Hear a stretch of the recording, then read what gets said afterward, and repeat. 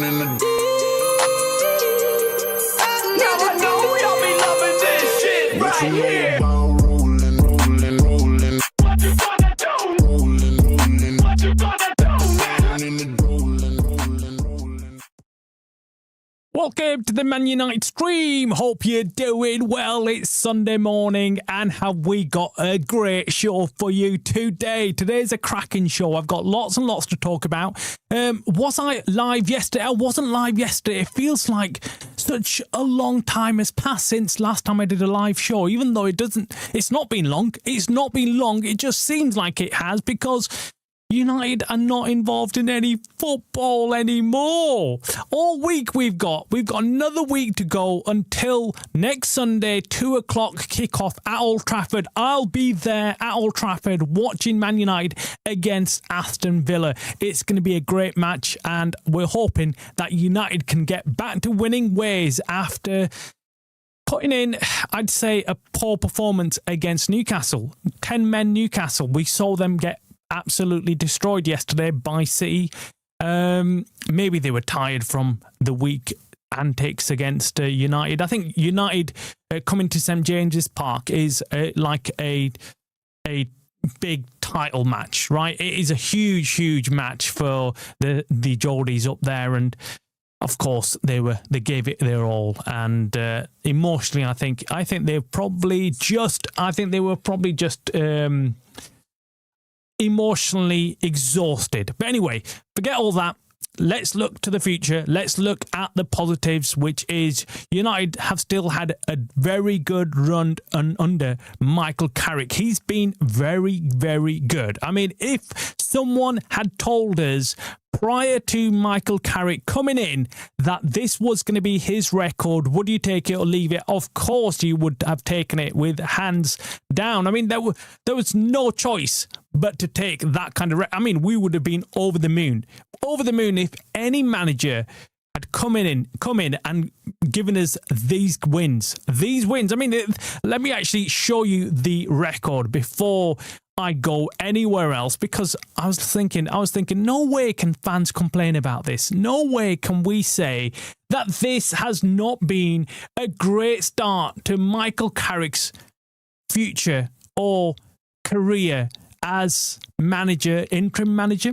I'll give him that much right now. Interim manager at United. He's, we've scored 8 matches, 6 wins, conceded, goal scored, we've scored 15 and clean sheets 3. Now, the most important figure for me is, of course, the 6 wins out of the 8 matches.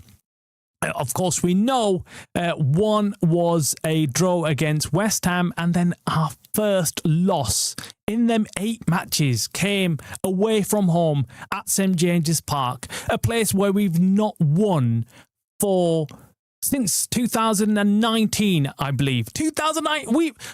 So it was always going to be a difficult game, and I was warning everybody before the match. I was saying, look, guys, this is going to be a tricky game. Do not take this lightly. And there was people coming on saying, nah, look, we've got it in the bag. United are in form. United are going to win. United are going to be the team that are going to take the game to Newcastle, and Newcastle will have no answers. And to be honest with you, at half-time, I was rubbing my hands, expecting something great. I was like, 1-1, we're going to be high. We've just gone in, equalised. As soon as Newcastle got that weak penalty against Gordon, was it the foul? I don't believe it was foul, but anyway. And I thought, look, we're going to come in and we're going to come second half. We're going to destroy the 10 men of Newcastle. But unfortunately, that didn't happen. Anyway, we lost. But since that game, something else has played out, something I was not expecting. And I've been doing more digging around to find out why this was the case. And you probably already know what it is. I've put it up on the thumbnail. I've said what I had to say, which is that there's an absolute backlash. There's a internal war that we're not aware of as fans between Man United legends, the legends that played with Michael Carrick as teammates, who are all almost, I'm not all of them, but most of them that are there are ganging up against Michael Carrick and saying he's not the man for the job. Now, when I've just pulled up them records for you, 8 matches, 6 wins, 15 goals scored, 3 clean sheets when we were getting 0 out point. Why would these legends be after Michael Carrick the way they are? Now, these are the legends that I've just put up on the thumbnail, but there's a few more as well. Nicky Butt, there's Scholes, of course, who's been very, very critical of Michael Carrick. He's not held back. Even before this loss against Newcastle, he was already against Michael Carrick. Then we had Gary Neville surprisingly come out very early on saying Carrick shouldn't be given the job. He should not be given the permanent job already before anything happens. And then we also had Roy Keane. Yes, Roy Keane come out and say something similar about, yes, Carrick, isn't the ideal manager for United or something like that, he said. And after the game, they all came out and they went for him. Now, this is concerning. The concern I have is this. These guys worked with Michael Carrick, were around Michael Carrick day in, day out. They know him better than we do. What is it about Michael Carrick that they know that we don't know, and they know that he will not succeed long term as a Man United manager that we think he might? Now, this is the big question out there. I'm putting out there to you guys today. Today, I'm putting this out. I wanted to feel where you guys are at with Michael Carrick right now. I'm happy with Michael Carrick, but I also know, and I've always been warning all the fans, let's wait and see out the end of the season before we pass our judgment. And I know a few other wise heads in the community have been saying the same thing, in our channel community have been saying the same thing, saying, look, yes, great start, Michael Carrick, brilliant, long it may continue, but let's not pass judgment. Let's not give him a 5-year deal. Let's not get him to sign on the dotted line, because we don't know what he's like under pressure. And that's exactly what I'm saying. This is the first glimpse of what we're going to see from Michael Carrick under pressure. He's been under somewhat pressure after the West Ham game. I did a video yesterday about how, the pressure is now going to start growing, and United haven't been great. They haven't been great in the last couple of games. West Ham, Everton, I don't think was convincing. And obviously Newcastle, 10 men, we were not good enough. We were simply not good enough. And the decision-making, the substitutions brought on by Michael Carrick had some, I'd say, some weaknesses, some question marks over them. Ugarte coming on for Casemiro when the game was hanging between, it was tight. It was still tight. When Casemiro came off in the second half, United were not having the game their own way. United were not playing good. So to take off Casemiro, who could give you that goal, who could give you that moment of brilliance going forward, and put on an out-and-out defensive player like Ugarte, I thought was a huge mistake by Michael Carrick. I immediately called it out. Whilst I was watching it, I was saying, look, this is the wrong move. We need a goal here. We need to be pressuring Newcastle. We shouldn't be defending here. We should not be worried about Newcastle attacking us. We should be attacking them. That should be our defensive approach. Offensive defense. That's what we should be doing. We should not be sitting back. We should not be giving Newcastle the green light to attack us. And I thought that move in itself was weird. Anyway, then Malacia, bringing on a player who's not played any football this season in competitive games, away from home against Newcastle, was suicidal. Suicidal. It was something that I immediately thought, what is he doing? What is Carrick thinking?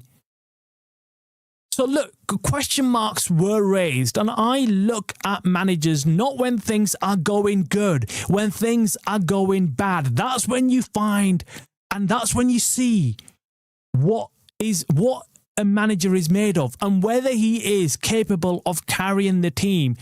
Other than that, look, the manager doesn't have to do much. The manager, in fact, when things are going good, when the players are playing well, he's not really doing anything, and he's not having to do anything.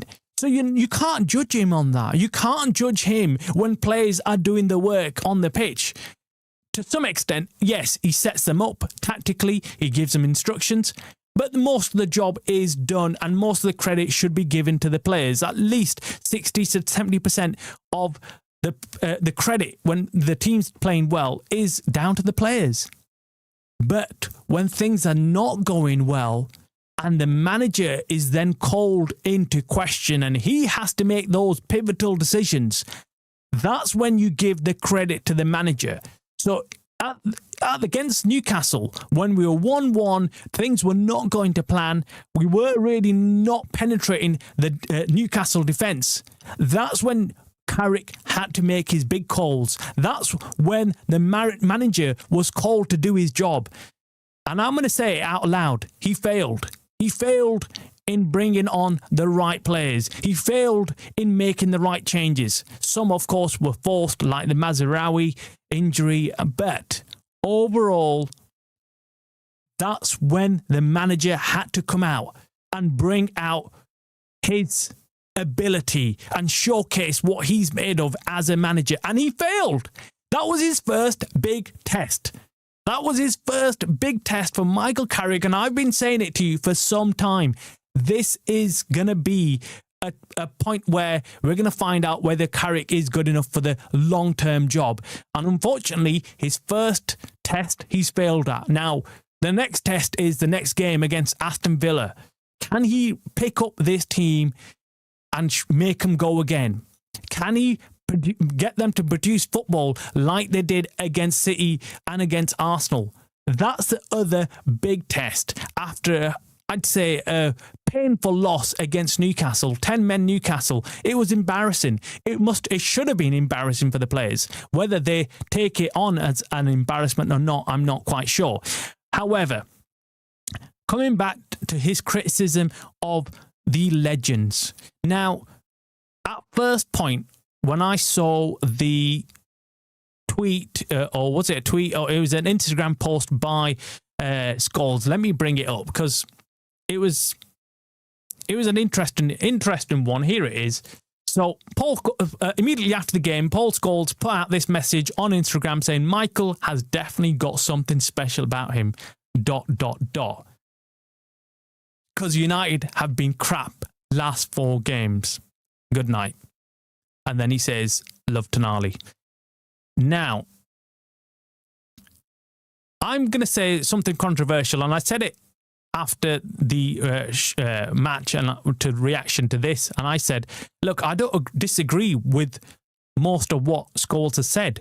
Michael Carrick has got something special about him. Yeah, obviously that's he's saying, but that because many people are saying that. I've not said he's got something special about him, but I've said that he's done a good job coming in and managing the players. But what I do agree with when it comes to Paul Scholes is because United have been crap in the last 4 games, and I'd agree. United have been crap in the last 4 games. They've not been up to standards. Yes, we've grinded out results and we might have got the win in some games, but we've not been convincing. We've not been controlling games. And if you know football and if you watch football, you would be in agreement with what Scholes said there. He's not said anything dramatically different to what I was saying before the Newcastle game. United haven't been spectacular. Yes, it's easy to get carried away. Yes, it's easy to think that United are unbeatable and blah, blah, blah, and Carrick's the Messiah and we're going to go on and win the league or whatever. But in reality, if you take a reality check, you sit back and you're reasonable with your outlook on what United are doing, you would also accept that United have been poor in the last few games. And this Newcastle game this loss was on the cards. It wasn't. It didn't come out of nowhere. It wasn't a surprise to most United fans. We knew we were poor. We weren't controlling games, and it was bound to happen. What I do disagree with when it comes to Paul Scholes, by the way, is the Tonali love heart. I mean, come on, Paul. Come on. He's a rival player, even though there's talk about him going and leaving Newcastle, unless he's coming to United and you know something we don't. Why put that out there? I mean, no, you don't do that. And then there's crap like being come out like recently about Roy Keane not being a Man United fan any longer, and not any longer. I don't think we're not quite sure whether he even was or something. That's the thing going around. I don't really care for that. Gary Neville as well, saying that Carrick's not the man for the job and he shouldn't be getting the job as full-time coach or full-time manager at Man United. Again, what worries me is that these guys know him better than we do. We don't know bloody Michael Carrick apart from what we see on the screen. We don't know. We've never sat down with him. We've not had a chat with him. We don't know what his outlook is like. All we know is that he's brought on his backroom staff, some which are questionable. You know, the appointment of even Holland was a bit like, well, he's not a United man. You know, why have you brought him in? He's got a few other faces in there that we've kind of looked at and thought, I don't know whether, you know, that would be our choice to bring in. But again, that was his call to make. Now he's brought these people in, but again, we don't know him, we don't know them. So we don't know. Whereas Gary Neville, Paul Scholes, Nicky Butt, Roy Keane, and there's probably a few others in there, they know him pretty well. They know him really well. They've probably sat down with him, shared hours and hours of time with this guy. They know him better than we do. And they're telling us he's not the man. He's not the man. So should we ignore that advice coming from somebody who knows him better than we do? Absolutely not. I think we need to make sure we've got an understanding as to why they're saying this. Now, if it was just Roy Keane, or if it was just one of these guys coming out and saying we don't like him, you could put it down to a personal issue. And I think with Roy Keane, there might be some elements of that. With Roy Keane, there's definitely elements of him personally not liking Michael Carrick for whatever reason. Maybe it was just because it's a midfielder, competitive, you know, in that position. Yeah, maybe. Paul Scholes, you could argue that, but again, Paul Scholes wasn't really competing in that position. Scholes was more of a cam, and you know, we know Carrick was a CDM type midfielder or a CM at least, right? Gary Neville, why would he be saying things about him? And I was quite surprised when Gary Neville came out and ruled him out immediately of the full-time position without even watching any football, without really watching how his record. He could have sat on the fence. He could have said, well, actually, wait, I'm going to wait and see. Let's see how the season pans out. No, he's not the right man for the job. So they know something we don't know. Of course, they're not going to come out and say it openly, but something does not smell right. Something is up. It just cannot be random that all these ex-players who know Michael Carrick really well are all saying the same thing. Yes, of course, you're going to probably be saying, Travis, what are you on about? There's a few legends like, Rooney and Evra and a few others that have come out in support of Michael Carrick and said, look, you know, he's great, he's doing a job, but there's not many. There's not many. So it's concerning. It is concerning for me that we have all these legends coming out saying this. And, well, you know, I just get this feeling that knowing Ineos, they're going to turn around and say, actually, do you know what? Everybody is against this, so let's go and get him in and we'll bring him in. But look, for me, the jury's still out. All I'm saying is the jury is still out. I'm not convinced 100% that Michael Carrick is the guy for the job. Although I have said that if we get Champions League football, I think he'll get the job. without a doubt. By default, he will get the managerial job at United if we get Champions League football. However, what I said was before the Newcastle game is that I want to see him tested before the season ends. Of course, I want to see Champions League football, but I want to see Michael Carrick tested and taken through some rough patches at least to see whether Michael Carrick can get the team back up again. You know, that's what we will need to see. We need to see Carrick struggle and see what he does in them circumstances. We don't want to give him, the permanent job, give him the players, give him the contract. Come next season, we have a decent spell, and then we go into this bad spell and realise, oh shit, Michael Carrick can't get the team to play any better. And that's it. It all falls apart. First time Michael Carrick goes through a rough patch and he gets tested, he falls flat. And then we all go back to basics again and say, we want him out. We want him out because he can't cope with the pressure. He can't cope with the hot seat at United. And then we all agree with Paul Scholes and Keane and Gary Neville. And we're like, oh, they were right. They knew something we didn't know. So look, for me, the jury is out. Let's not give him the contract. Let's wait till the end of the season. Let's wait and see what he does with the players next game. That's the big question. Now, moving it away, let's move away from the Carrick onslaught. Let me know actually what you think of it first of all, and let me know in the comments. And I'd like to hear from United fans if they have any trust in Michael Carrick. I'm sure there'll be some fans who will be happy for Michael Carrick to take that full-time position, and there'll be some fans saying, like me, let's just hold our horses. Let's just calm down and wait until the end of the season before we offer anyone the job.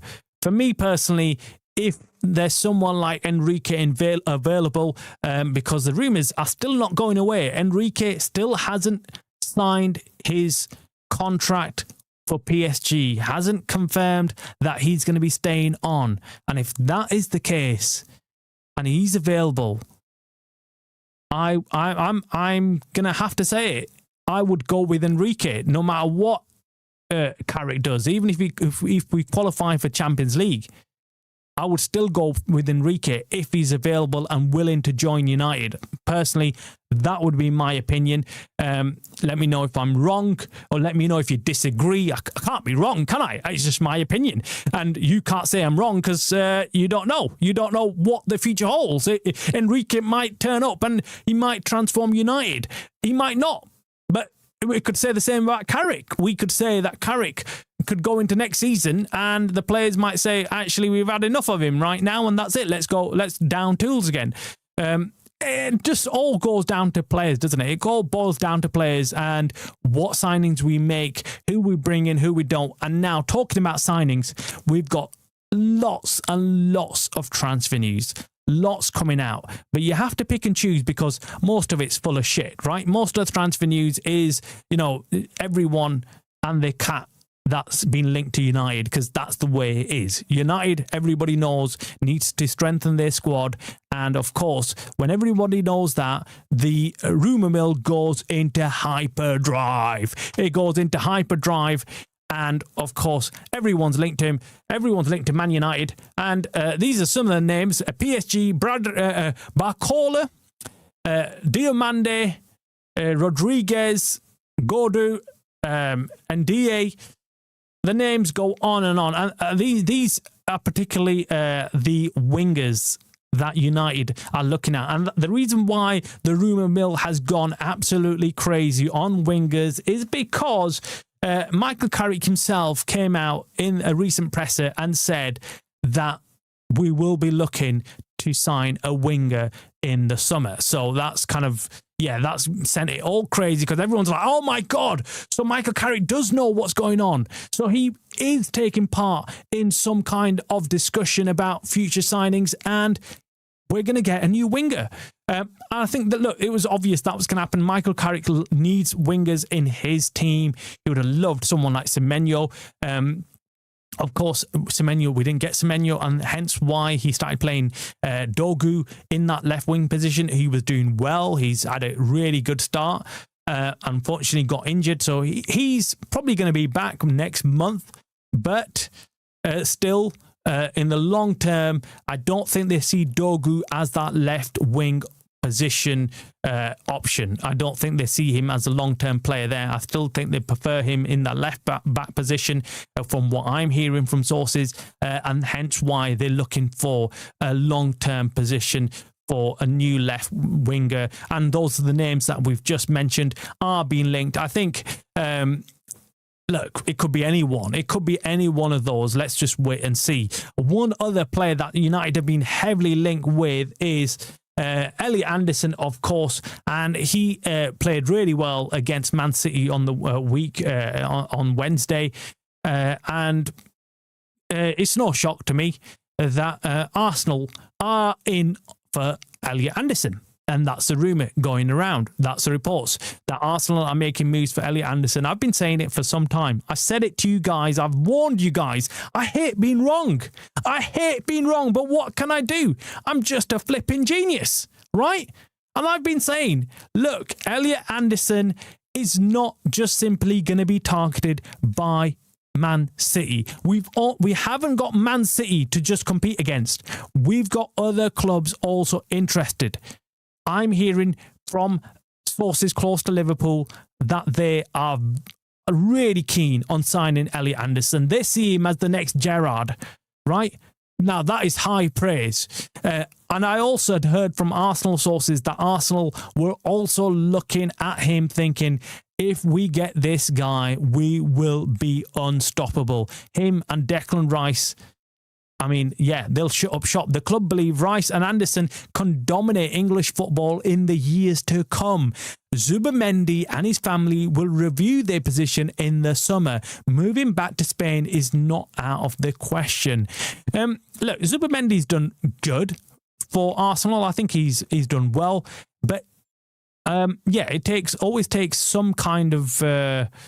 it takes some getting used to coming to the Premier League, number one, because it's higher paced, and number two, it's just very physical. Zubimendi isn't the biggest midfielder in the Premier League. I think he probably struggles, but again, who knows? I think Zubimendi stays. I think Anderson comes in as well.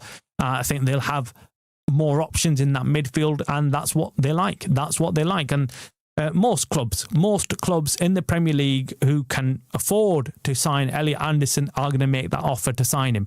Then it's just about convincing him who he wants to join. If he sees himself winning trophies, being involved in the big competitions, he's going to go to them clubs. So for me, that's the convincing that United need to do to bring someone like Elliot Anderson. They need to convince him of their long-term project. Convince him that trophies are on the horizon. Convince him that, yes, we are going to compete in the Champions League. Convince him that they're going to go and invest in rebuilding the squad, because that's what players are concerned about. So Anderson coming in will not be happy that the likes of Casemiro are leaving or others are leaving. He will want to learn from the board, from the people in charge, that they've got a game plan. They've got a plan of action, and they're going to be going and bringing in top-rated players to United. You know, the Diamandes, the top-rated players across Europe that will be targeted and brought in. So he can see that United are going to become dominant once again. No one wants to join a project that's going nowhere. They want to join a project which is actually going to succeed. And what better to just join a club that's already succeeding, already winning trophies. You're already guaranteed of being in and thereabouts on winning everything. So if Arsenal are winning everything, of course he's going to do that. Of course he's going to be like, well, look, I'll join, a club that's winning. I'll join the club that's winning. That's what it's all about, isn't it? Now, I have heard from sources close to United that United are going to be doing an approach where this summer they're not going to be spending big on buying in everybody. That's not great news. And the reason why they're saying that is because they're saying, well, we've got plenty of talent in our academy to push forward into the first team. Now, this comes as a surprise to me, given that Jim Ratcliffe just in October was saying that the academy is totally shit and the academy is not good enough. Suddenly, the academy's become world class. Suddenly, when Ineos are being asked to spend money, suddenly the academy's players have become the best players in the world, and we don't need to spend any money, or we don't need to spend as much money as we first need to do, because we're going to promote our academy players. Now, do not get me wrong. I've been saying it all along that we've got some fantastic players in the academy. If you know the Manchester United Academy, you will know of certain players like Cornet that we've got available. I think Cornet should have been brought in already. Why isn't he being featured in some of United's games, or at least on the bench for United? I think he would have been better option than a Ugarte. That's my personal opinion. But again, they might feel that he's too young to be brought in immediately. Now, another player that is causing an absolute storm at United is a young JJ Gabriel. Now, I've highlighted this guy. I've been talking about him for a year or so now, and I've been saying this guy's sick. And I even highlighted some of his goals recently. And yesterday he was in action again. Actually, by the way, before I actually show you the goal that he scored, which was absolutely fantastic, by the way, we had Jim the Rat turn up to the academy and watch this game, which is absolutely shocking. Not with this game, sorry. He was there Wednesday watching the under 18s. Now, what was shocking for me was this is the same guy that's been complaining that the academy shit, yet he's got the audacity to turn up and watch the academy all of a sudden. I mean, what do you think the players there would be thinking about their part owner, this right-wing racist part owner suddenly turning up and being part of the project again, like just when it suits him, just when it suits his pockets. That's why I believe he was there. He wasn't there because he actually thought anything of it, even though he was completely wrong. And I think we've got some serious talent, and I'll tell you why. Because just look at this goal from JJ Gabriel. Look at the talent. Look at him. Just brilliant. Brilliant. Look at that. Boom! Boom! What a goal, man. What a goal. He's destroying the teams, the players that he's playing against. They can't compete with him. Look, gets the ball. They don't know what to do with him. Twist him from side to side. Can't take him down. And then a little gap opens and he leaves nothing to chance. Nothing. The keeper, two keepers would not stop that shot. That was going in all day long. What a brilliant strike. What a goal. Leaves everyone stunned, not just the opposition, but his own teammates cannot believe what he's just done there at making it 3-0. What a goal, man. I have to watch that again. What a right footer. But I believe he's actually got a very good left foot on him as well. So this guy is the real deal, man. This guy's going to be a wonder star, man. And they're already comparing him. I know it's very easy to do, but they're already saying, Messi-esque, and players like this don't come around very often, blah, blah, blah. But look, I'm not going to get carried away. But anyway, let me finish off the show with jumping on the chat, seeing what everyone else is saying, because it's always nice to hear from everybody else and what they're saying about United's current news, about the academy news, about the Carrick onslaught. Do you feel like you should be defending your manager, your interim manager, or do you feel like, look, the legends should have their say and they've earned that right to talk about the club and be frank? Sometimes we complain when the legends don't come out and talk. We complain. I do. I come out and say, look, why are these guys not speaking up against the owners or against this, against that? But all I want from our legends is to be consistent. Be consistent. Talk about all issues at the club. Not be selective. Don't be selective. Don't be selective because Carrick's an easy option, right? Talk about the owners. Talk about the Glazers. Be frank if that's the case. Don't just be like, oh yeah, Carrick is an easy shot, so let's go in for Carrick, but not talk about Ineos because, oh, well, we need access to this player and that thing and that. No, you've got to be consistent. You either criticise everybody that deserves to be criticised or you stay stump. Either way. That's the way. That's my only criticism of the legends and why they can't say that. I see. Welcome, mate, to the channel. I hope you're doing well. He says there's a weird agenda Scholes and Neville have got. I completely agree, says Niche, with the Scholes and Neville comments. Our legends are completely right. In reality, we fluked the wins under Carrick. The football's been boring apart from Sesko's late winners. I think the last few games, certainly where we've had success, we have not played to our best ability. I'd say, look, we didn't fluke the games against City or Arsenal. I thought the players were genuinely good enough and they played really well. Unfortunately, the last few games, we've seen the worst of the players as well. So, yeah, I completely regret lambasting Ruben now. I'm hearing Ronaldo's lining him up for Almira. Do you know what? Ruben had his good points and he had his bad points. Any one of us could have achieved what Carrick's done. Nothing special about him. Look, let's not completely throw him under the bus.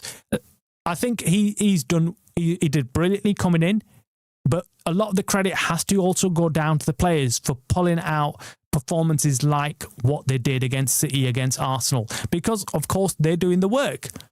Now, Carrick just coming in and stabilising everything, you've got to give him some credit for that. But yes, I don't believe that we should get carried away thinking that he's some special manager until he's not shown that. Last year's pick was insanity. Yes, I mean, that for me was a big no-no. And I thought, as an experienced manager, a manager who knows what he's doing, he would have known throwing Malacia into the mix, into a game which is high intensity at St James's Park. We were not on top of the game. Why throw in a risky player like that who's not played in the league for some time? He's been out for decades, man. You could have brought on another player in his place who's probably more up to speed and has been playing regular football. I can't remember what the bench was, but I'm sure he had better options. Zertsky needs way more time on the pitch. I thought Zertsky's cameo was brilliant. I thought he had a really good shot and it was an absolute wonder save by flipping, what's his name, man? I can't remember his name now, but you know what I mean.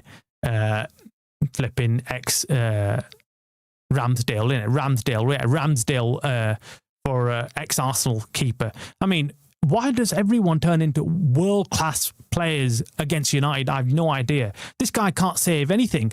And then suddenly against United, he just becomes like prime Buffon. Anyway, Ahmad and Mbeumo and Kuna are worse under Carrick. Ahmad's fallen off the cliff. I think there's been a drop-off in performance for Mbeumo for sure. For sure, Mbeumo's performance has dropped off, and so has Ahmad's. I think Kuna's has improved or been thereabouts. But yeah, for sure, I think Mbeumo. But that could just be Mbeumo just petering out. He had a really good start of the season, and then he suddenly calmed down after the AFCON. Bruno and Casemiro are literally our best players, and they're almost drawing pensions. Without those two, forget it. Yep, absolutely, man. We're cooked, man. We're cooked without Casemiro and Bruno. We are cooked. Forget De Ligt. He's Prem injured. Yeah, he's out, man. He's out for a long time. I'm done with Menu. Flog him. We need Anderson and Musiala to fill in for Bruno. Do you know what? I wish it could be that simple, Niche. I wish it could be that simple when it came to buying players or bringing players in. But it's not. It's not. I mean, Ineos are not that owners. They're not them owners who will go out there and say, right, we need to rebuild this team and we need to spend some money. And they're not going to throw money at the problem. Unfortunately, they're not. We've seen that in the past, and they're warning us. They're telling us we're not them owners. We're not going to go out and spend money. We have to get rid of this shite wage policy. We're never going to be able to sign anyone decent. Yep. Look, I think the wage policy is absolute bollocks because, there's always occasions where you have to sign players and convince them to come, and you have to give them a huge salary. We've done it in the past. You've got to target the big players. You've got to do that. We've been going nowhere for 15 years now. Absolute joke. True. We haven't been. Talent in the academy. What a joke. He doesn't want to spend money. Get Ineos out there. Yeah, exactly. Do you know what? You can read Ineos like a book. You can tell from a country mile away that what is coming with Ineos. When I heard a month ago at the end of the January transfer window that United were going to fill in the gaps with academy players or young players that are going to be promoted, I knew exactly what is coming. Ineos are going to now start feeding to the PR, to the press, all the positive spin on the academy players, and we've got some really amazing talent all of a sudden, and they're going to be, we don't need to go and buy players because we've got them sat here in the academy. Now, don't get me wrong, I like seeing academy players come through, but to rely completely on academy players to bring us success in a very, very competitive Premier League and possibly in the Champions League is an absolute... It's a con. It's a con. And we're being conned by Ineos because they don't want to spend any money. That's all it is. JJ is great, but we have to be Jamal to break into the first team and make an impact. Yeah, look, I don't think he's got the head right now. I'm going to be honest with you. I think he's great. Fantastic player, fantastic talent. I think he definitely should be brought up to the first team in terms of being on the bench and make cameo appearances in the first team. But do I feel like he's got the head to play the entire game? No, I don't. And then that position that he plays, can he play that in the Premier League with his stature at this moment in time? Maybe not so. So, and the other problem we've got is you don't want to, get this young player to come on and get injured either. So those are the issues. But anyway, I'm going to leave it there, guys. I want to say a huge thank you to everybody who's joined today's show. Make sure you hit the like on the stream, please. It helps with the show to get out to more Man United fans. And of course, most importantly, if you're not already a subscriber to the Man United stream channel, and you've just been watching the show and you're thinking, who's this guy called Travis doing this Man United stream? Well, it's an everyday show. We bring you all the latest news on Man United. And of course, we do watch-alongs and reactions to matches. And, it's all Man United and more always. So make sure you hit that subscribe before you leave today. And a huge thank you to everybody else. Take care, and I'll see you tomorrow. Goodbye.